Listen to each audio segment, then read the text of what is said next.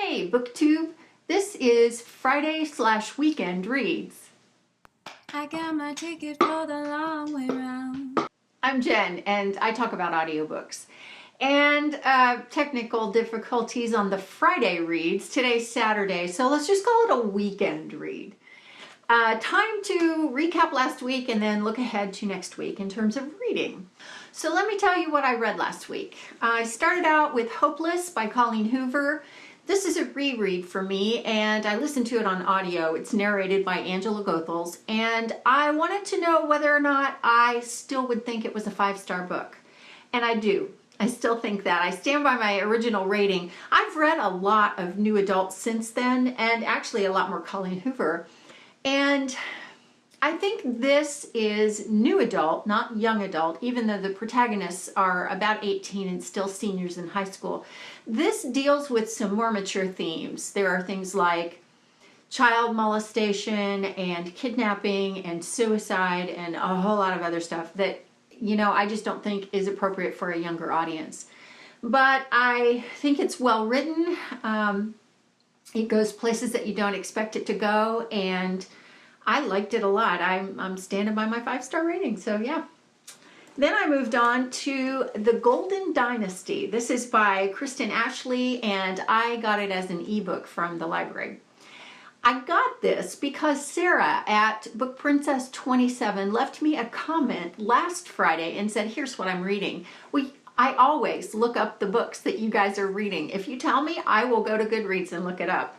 Seriously, without fail. So I look at this book and I'm thinking, Golden Dynasty. It's the second book in a series, and I was a little concerned that I wouldn't get it because it was the second book in a series. But this is a kind of series where new characters, maybe side characters in the first book, but it's new characters and can function like a standalone. So I was good with that, and I picked it up and couldn't put it down. It is very similar a story as the kind of storyline in Game of Thrones, the first book, between Drogo and Daenerys, and kind of follows that, but it has to do with parallel worlds. This woman she's 35, she's single, she works for her dad, and she goes to bed one night and then wakes up the next morning and she's in a pen of women who have been rounded up, who are about to be let loose and run for their lives in a very savage wife-gathering hunt. It's crazy, and it's brutal and savage, and you have to be careful because there are themes in it that you may not like. So anyway, it starts like that, completely against her will, but she gets picked by the king and ends up fulfilling a prophecy of the Golden Dynasty. And so it's the story of her acclimating to that culture and then deciding whether or not she wants to go back to her original life or not, and all kinds of things happen. Well, I was riveted. It's well written, it's paced well, there are no really tropey kind of cliches going on. I was so impressed. So I gave it 4 stars. Then I moved on to 6 Years by Harlan Coben. This on audio is narrated by Scott Brick, and it's a very mainstream mystery, and I don't do mainstream, and I don't do mystery usually, but it was part of the Pick 5 challenge that I'm doing with Janie over at Bookworms Buddy. She knew this would be a good one for me because it has a romance as its kind of foundation. There's a man who falls in love with a woman, and then she breaks up with him, and like 2 weeks later she marries some guy, and he's at the wedding and she makes him promise that he will never look for her again. So he doesn't. He goes off and becomes a professor of political science in a small university, and then one day he catches sight of a news feed that says her husband has died, and he's like, whoa. So he goes to the funeral, and all of a sudden things get very kind of, something's not right here. So it starts him on a journey of trying to figure out this mystery. Where is she? What's happened? And is she in danger? And all these kinds of things. And this mystery was like an onion. You kept pulling back layer after layer after layer. And I don't read mystery. And I was constantly, the wheels were turning and trying to figure out what was going on. If you read this all the time, you may think that it was very predictable, but I sure didn't. I was so impressed, and I gave it 4 stars. Then I picked up Departure by A.G. Riddle. On audio, this is narrated by Nicola Barber and Scott Iao. And it's a sci-fi story, which I kind of knew and kind of didn't know. It ends up being all about time travel, but it's about a plane that crashes in the English countryside, and it's supposed to land at Heathrow Airport, but it crashes. Well, the survivors start figuring out that this isn't the English countryside that they thought it was. Something's changed dramatically, and they figure out that they're in the future. And then there's a whole story that unfolds, which kind of devolves into two leaders of two different factions who are at war against the other based on the way that they think things should go. And yeah, they both try and wipe each other out. So, you know, I don't know. Books like this can be really mind-blowing or they can be very average. And this, for me, fell on the side of average. The writing was okay. There was a bit of a romance, although it doesn't really kick in until the very end of the book. The book had a great ending because the big climax happened, but it didn't stop there. It finished itself out and tied up all the loose ends for the story, which I really appreciated. So overall, it did lag a little bit in spots. Like at the very beginning, you really kind of have to push through the details of the plane crash and how they're coping with that. It serves its function because the main character rises up out of that as a leader. So you kind of get a better understanding of his character, but I don't know, there's a whole lot going on with the individual characters. And I don't know, it lagged. It lagged a bit in spots, and it was very action-packed, and it was a bit of a page-turner, except in those spots where it lagged. So it didn't really get tropey, so that didn't bother me, but I don't know, it just kind of fell on the side of average for me. I gave it 3 stars, and I think it's a good book, and I would recommend it, but you just need to be aware that it's not going to blow your mind. And then I was browsing Audible.com a couple of days ago, and they always put up recommendations, and one was Sincerely Carter. And on audio, it's narrated by Joseph Disher and Jennifer O'Donnell.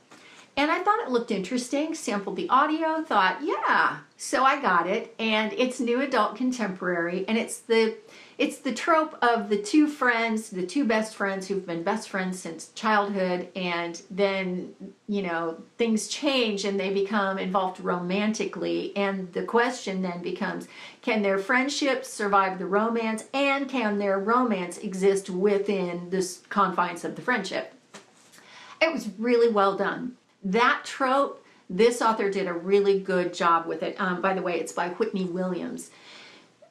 She went deeper than what I would have expected from a book like this. It's very funny, especially at the beginning when they're very young, just hilarious.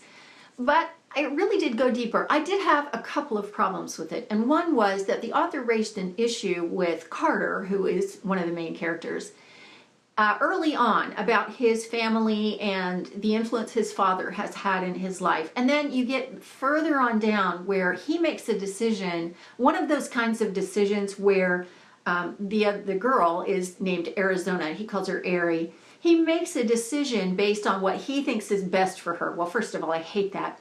But that earlier kind of thing that the author alluded to doesn't play into his decision at all. And I thought it should have. I really thought, why did she even raise that question if she wasn't going to include it in the way that he viewed the relationship? So it ends up with a happy ending, and I loved that part of it. It is a little graphic, and it did go a little more towards stuff I'm not comfortable with in terms of being graphic. But overall, I really liked it. So I ended up giving that one 4 stars. Yesterday, to start kind of my weekend, I picked up another of my Pick It For Me challenge books, which was Taking Chances by Molly McAdams. And this is narrated by Annadelle Waters. I'll tell you what, I got about 25% in and I said, I can't do it. I just can't do it. It was so tropey and so full of cliches. And this author took this this character, this girl, and she's been homeschooled, she's been sheltered, she's never been to a mall, she's never worn makeup, she doesn't have clothes, she's never kissed a boy. And within about 48 hours of her flying across the country and starting her college years as a freshman, she's wearing makeup like a pro. She's got a whole new wardrobe. She's kissing boys like she's been doing it her whole life. She's got a boyfriend after like 2 or 3 days. Really? Okay, I don't have a problem with either one of those things, except for lumping a homeschooling girl in with all those other awkward, shy qualities. I just think, why did homeschooling have to get thrown in there? Because that's a stereotype that I think is just not true. Well, one or the other. Just let's have her be this way or let's have her be that way, and then grow from there. But the dramatic contrast and instant change, I just thought, well, that was it. That was the end of it for me. And then to go on and just, oh my gosh, all these other things was just ridiculous. So I gave up on that pretty quickly. I have a lot of driving to do this weekend and on into next week. So I think I'm going to reread These Broken Stars by Amy Kaufman and Megan Spooner. I have wanted to reread that, and since February technically is my reread month, I'm going to do that. So anyway, that's my weekend. Tell me what you're reading this weekend, especially if it's something good. And one last thing before I go, I have a book haul. I got this in the mail yesterday from Amazon. I had ordered it. It's Through the Dark by Alexandra Bracken, and it is the 3 novellas that go along with the Darkest Minds trilogy, which is The Darkest Minds, Never Fade, and In the Afterlight. And I just didn't have it, and I really wanted to just complete my series. Now, all of these books, these 3 books, are signed. I got them signed at YALLFest, so I'm going to have to catch up with Alexandra Bracken at some point and have her sign the book of novellas. But I've read them all. I've listened to them all on audio, and now I have the whole set, so I was really thrilled with that. Let me know what you're reading. Let's talk about that in comments. And that's it for now for me. I will see you next time. Thanks for watching. Have a good weekend. When I'm gone, you're gonna miss me when I'm gone. You're gonna miss me by my walk. You're gonna miss me by my talk. Oh, you're gonna miss me when I'm gone.